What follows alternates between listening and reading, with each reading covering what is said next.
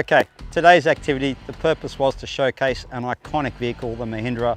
We all met overlooking the fabulous nature that the glasshouse has got to offer. And we had our pre-drive brief. We spoke about tyre pressures, steering technique, how to get the car to do more work and the driver to enjoy the experience more.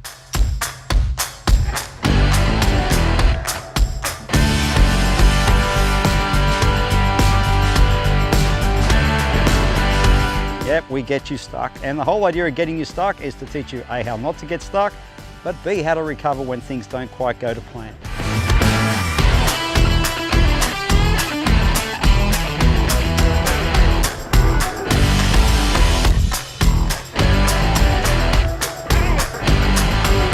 So coming into the Glasshouse Mountains, I had no idea of the trails and what is available for four-wheel driving in here. It was fantastic, absolutely loved it. Then we hit the iconic Hennessy track. We walked it, then everyone got one-to-one tuition as we took them down. We also got to look at the suspension articulation and we got to feel the full technology that's in every Mahindra vehicle.